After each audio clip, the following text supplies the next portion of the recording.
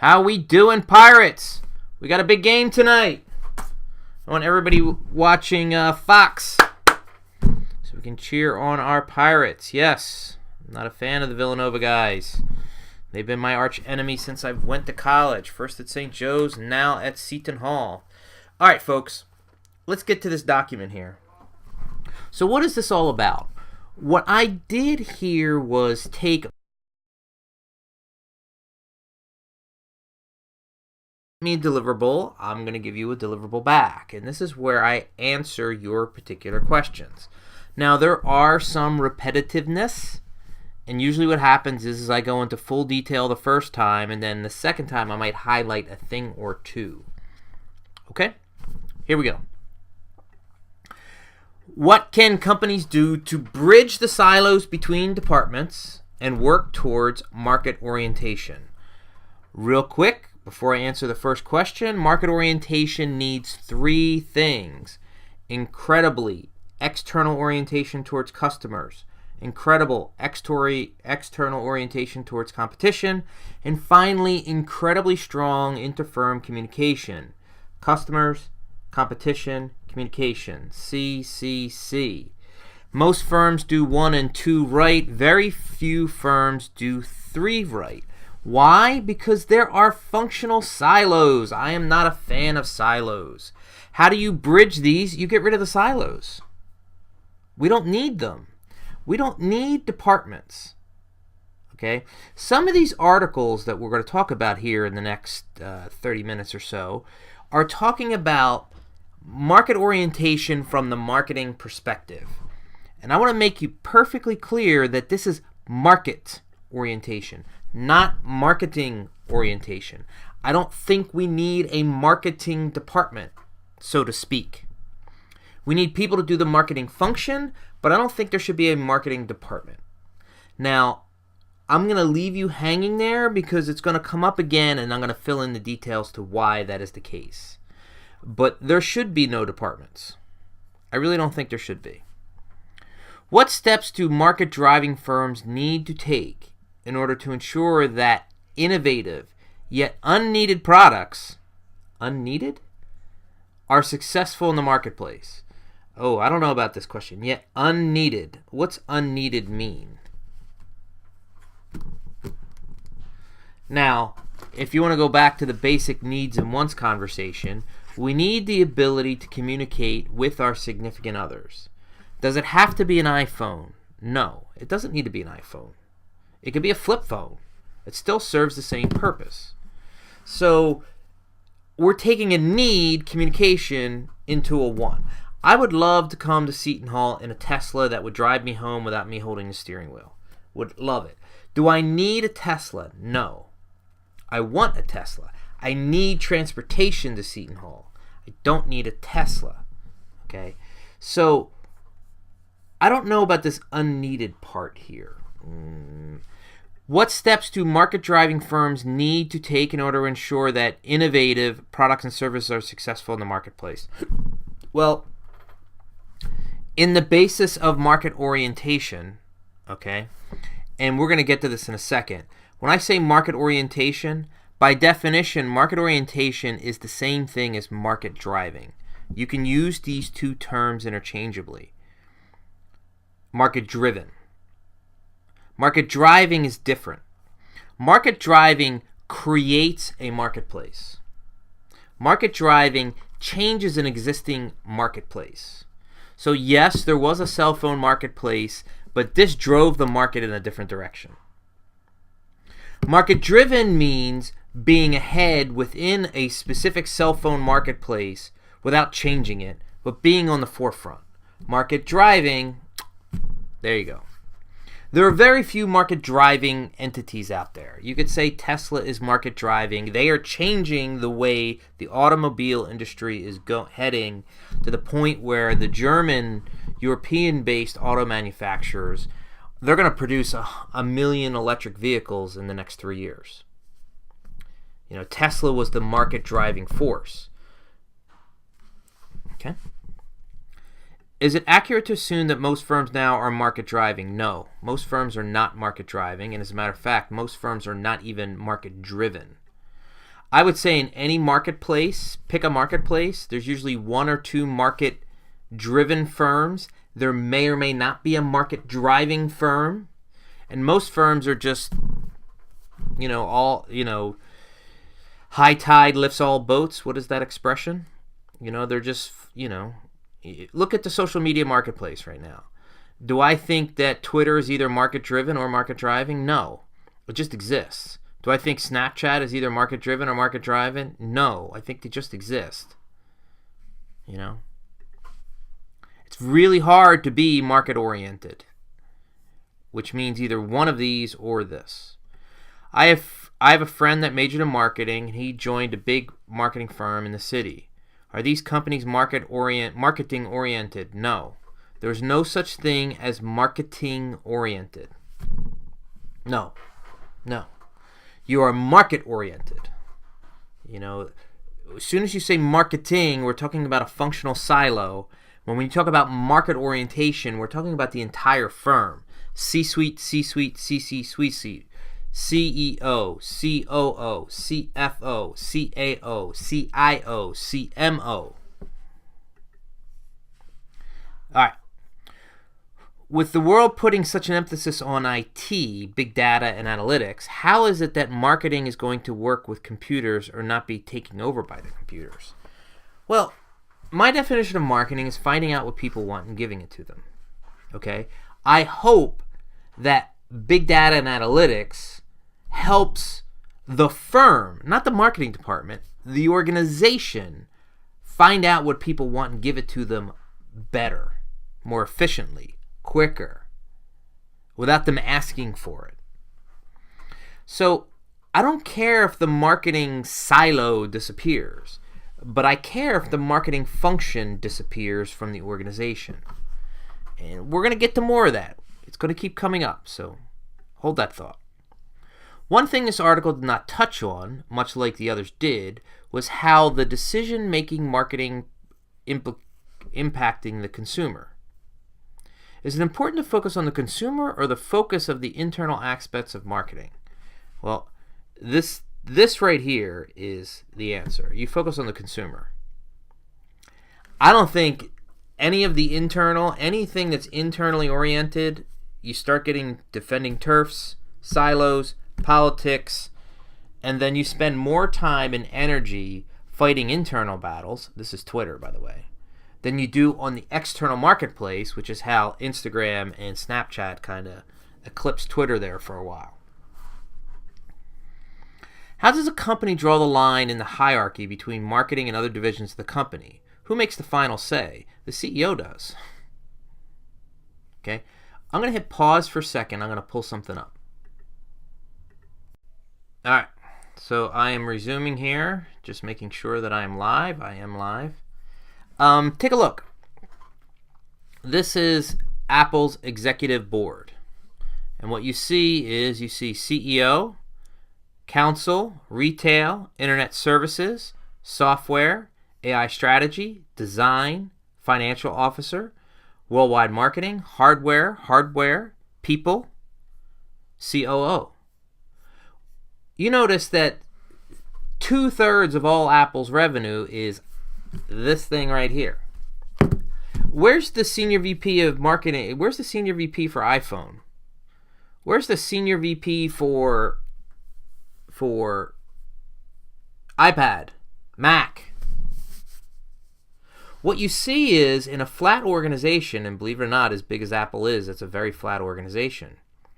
There are very few functional silos where you have someone like Craig who goes across everything Apple does software-wise, all products. You have someone like Johnny who does design across all products. You see someone, we have hardware here, we have hardware here. These individuals, Dan and Johnny again, they're working on hardware across all platforms. So you don't have a silo here impacting this silo where these people don't talk to these people and these people are fighting for turf against these people.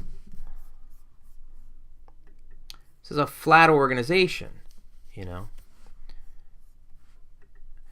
So when you have this, it is the executive team that's not defending turf because the person in charge of software, the person in charge of hardware, and the person in charge of design, he or she doesn't have any pet projects. They want to do what's best for the organization at the C-suite level, not at some functional level.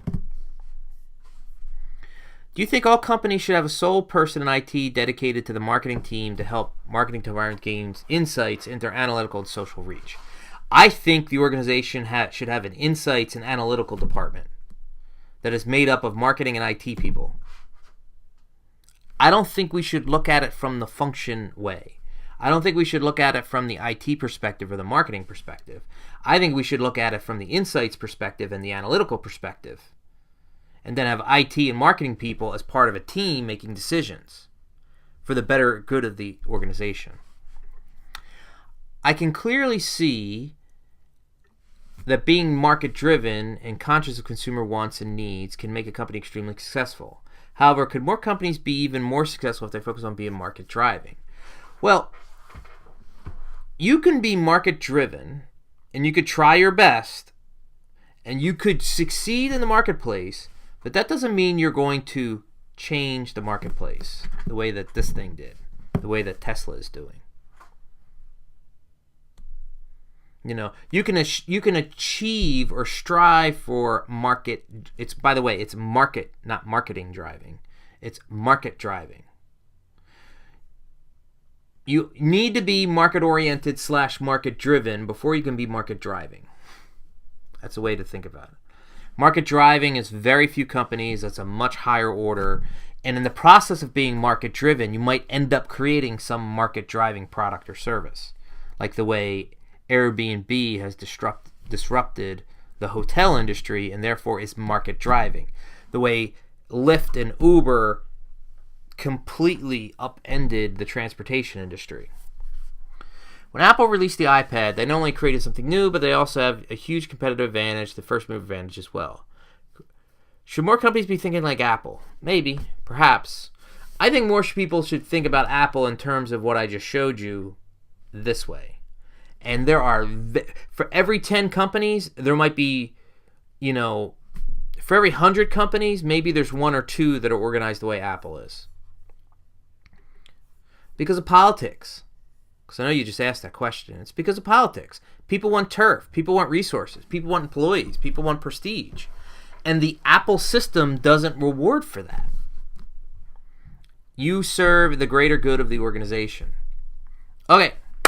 Article 2, the inside-out approach to customer service. I wanted to give you another vernacular is not a good word, lingo, buzzword way of still having that market orientation conversation of C, C, and C. Here we're talking about customer service, but they're doing an outside in. When we talk about market orientation, we're looking at the external, not the internal, the external.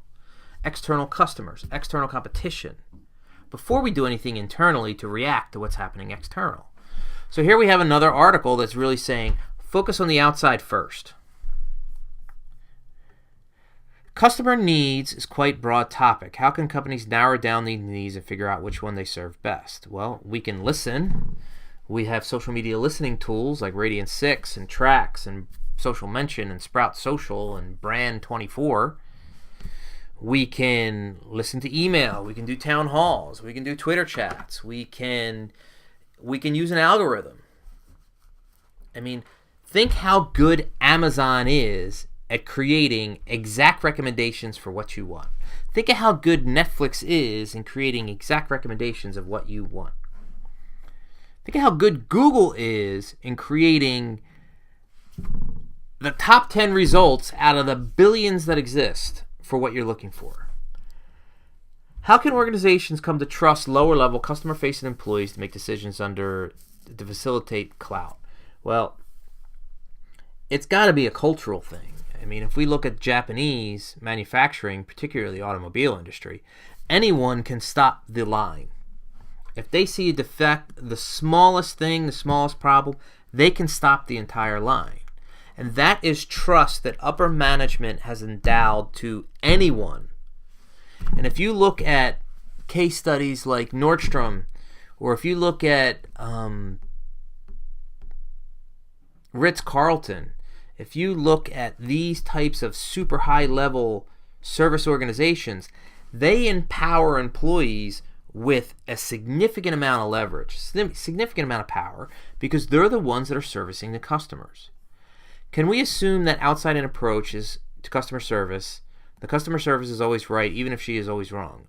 No, you don't have to assume that. The idea is to listen. The idea is to solve problems. The idea is not to bend over for backwards if the customer is being rude, if the customer is asking for something that's, inappropriate. I don't believe the customer's always right. Find out what people want and give it to them is not a literal thing.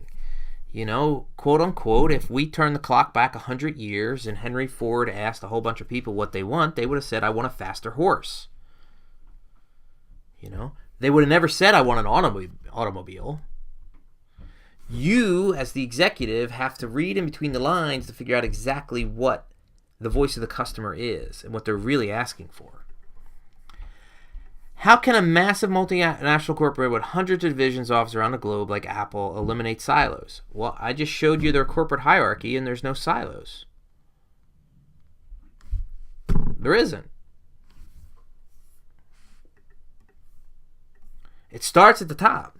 What are the best ways to incentivize employees? More money? Better benefits?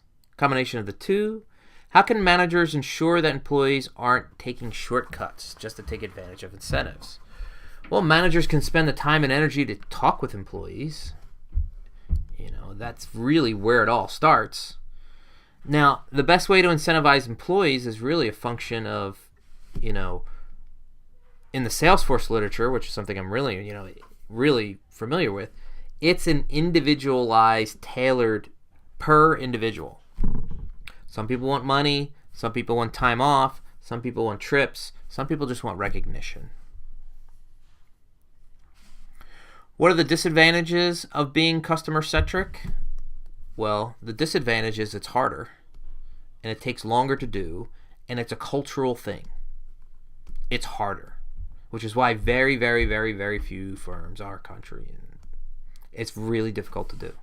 That's the main and sole disadvantage. Customer-centric firms are more profitable, they last longer, they have happier employees stay there longer.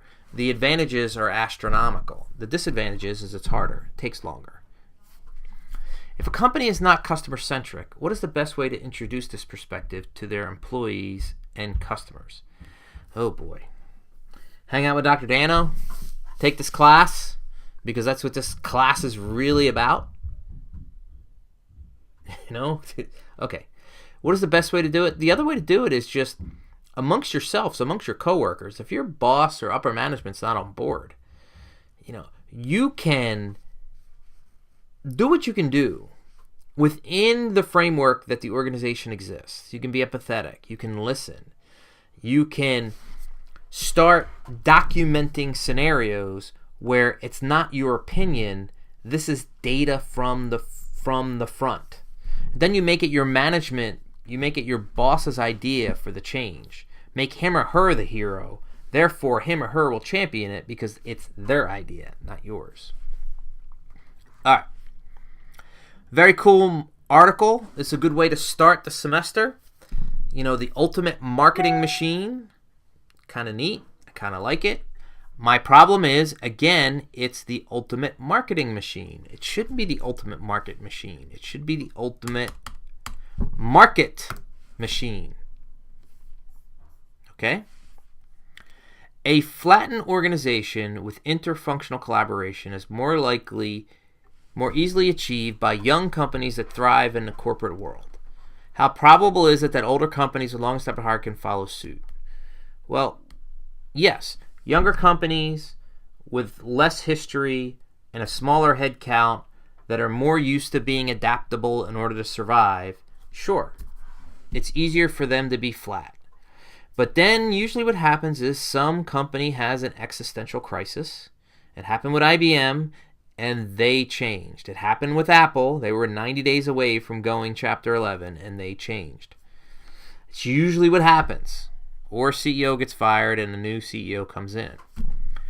How can someone who's not in a management role spark this kind of organizational change? I kind of said that a little earlier here, where start documenting it. It doesn't become your opinion of what you should do. It's the voice of the market saying what the organization should do. Then make it your boss's idea, and he or she will champion it. Are these marketing approaches one-size-fit-all formula, or does it depend on the industry? I think it's more one-size-fit-all. Market orientation is not dependent on one particular type of industry. Now, it helps if the industry has less impediments. Like, for instance, government organizations are highly regulated. Healthcare, highly regulated. Stuff that has lots of legal, highly regulated. But if it's an open market, oh boy, be market-oriented. What are some business processes that support the marketing department? Well, really, the marketing department is the external boundary spanner with the actual marketplace, either directly with sales or indirectly through market research. No other organization within the corporation is so externally oriented than the marketing department, which is why I don't want just the marketing department doing it. I don't want marketing department, the way these articles set up, they're saying, okay, this is what I learned, operations, go do this. This is what I learned, finance, go do this. Accounting, this is what I learned. No. Why is it the marketing department? Make it the analytics team. Make it the insights team. Make it the big data team. Take it away from the functional silo of marketing reporting to operations, finance, accounting, and management. If studies have been done and steps are laid out for firms to follow, how come more firms don't have marketing success? Because it's hard. It's really hard, and it should be market success. Is it that market is not top of mind for CEOs, or that some companies are too big to create a uniform customer experience for across all platforms? It's because companies do not want to put in the work to do what Apple does, to do what Tesla does, to do what Nordstrom does, to do what Wawa does. I mean, Wawa is amazing, yet 7-Eleven still exists. Kind of mediocre. I really like this title and this article, Decision-Driven Marketing, because it has that MO, market orientation of, okay, our decisions are going to be driven by knowledge that's happening out there. Again, I wish it was market and not marketing. Have the market drive decision making. That would be the better title for this article. Okay. What are some of the reasons behind misalignment of marketing and sales? Because this is a functional silo. This cowboy and this cowboy both want to be cowboys, and they both want to be the lead dog and the big dog, and they're in competition with each other. It's stupid.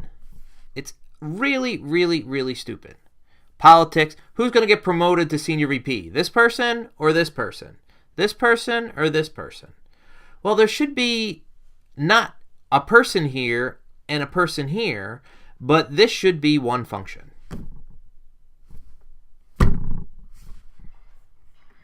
This should be the revenue generating function.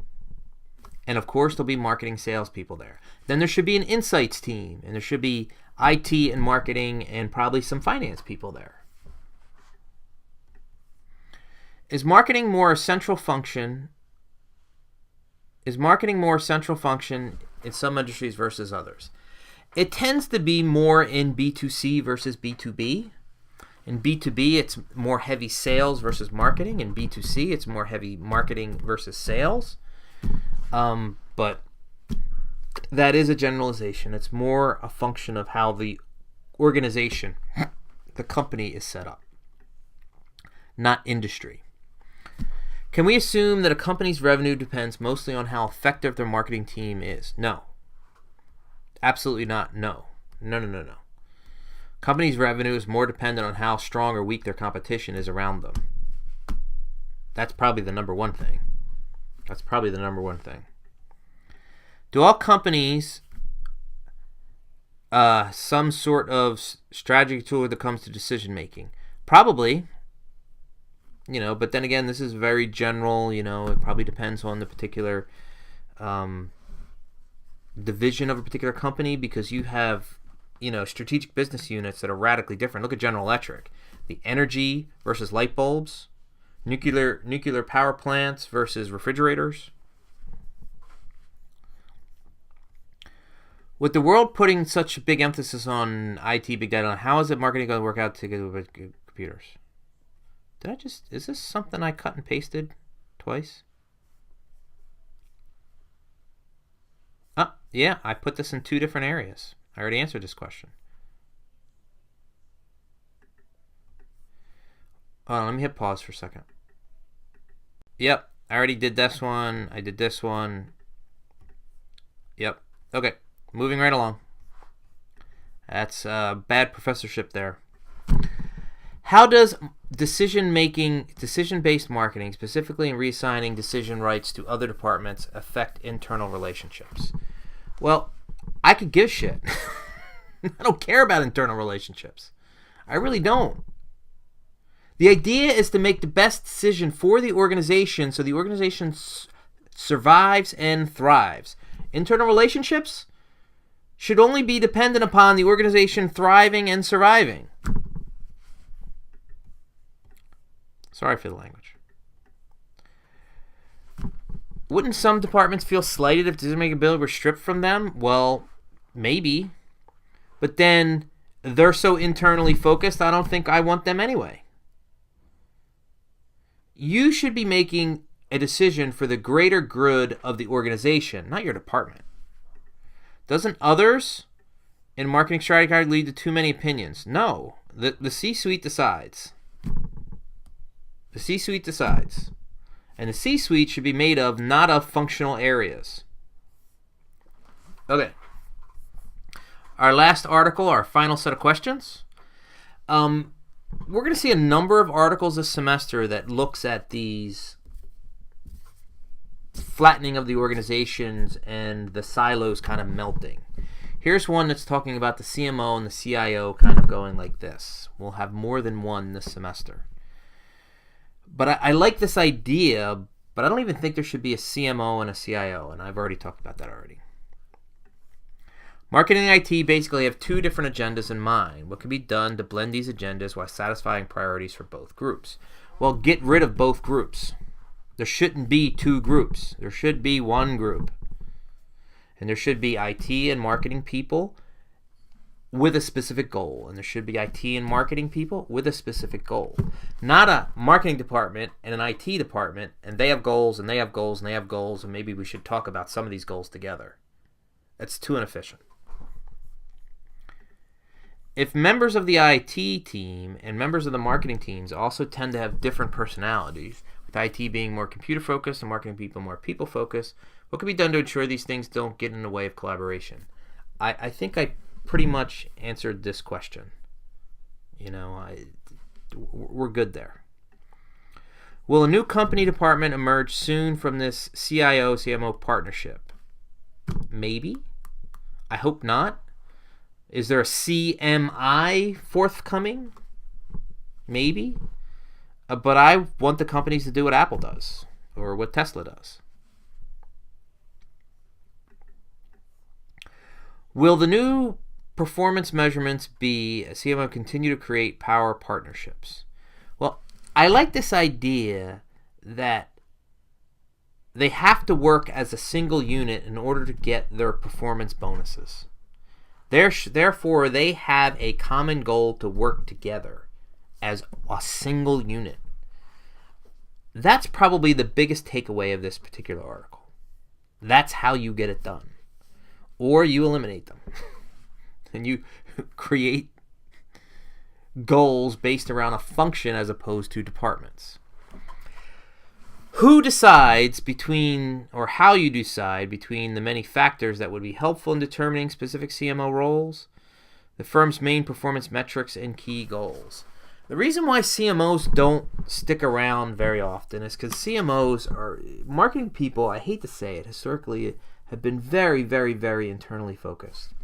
Marketing people have not been very good team players. Marketing people have been very diva-like. Give me the budget, give me some money, and I'll make everybody look good. Because that's what I do, because I'm the creative person. I'm the CMO. And he or she doesn't last because what they're doing does not align with the strategic mission or goals of the rest of the C-suite. They're too internally focused. Whose responsibility is to determine roles and guidelines? CEOs, recruiters, HR, the CMO himself? It's the CEO. It starts with the C-suite. It's the CEO. How can the CMO prevent their own burn and churn? I just mentioned how that happens. Do they even have the power to do so, or the pressure from other executives deliver it too overbearing? No, I think most CMOs do what they want to do as opposed to doing what they should do, i.e. being internally oriented versus being market oriented. How can CMOs politely asked to take on more strategic role at their current companies without overstepping their boundaries? Well, they could just listen. Make it not about them and make it more about the organization. Go and find out across silos how they can be helpful to the organization as a whole, so we can all have goals together, as opposed to the CMO having goals, the CIO having goals, the CAO having goals, the CFO having goals, the COO saying, whoa, what's going on here? I got to sort all this out. No. Okay, everybody take a deep breath. This was a good primer. Week 1, week 2, we will have more questions and you will get more of a flavor of of this back and forth between all of us, not two of us. I think there's 2. There's not more. There's you 12 plus me 1, 13. Okay. If you have any questions, shoot me an email. Thank you for your time. Thank you for your energy. Watch the game tonight.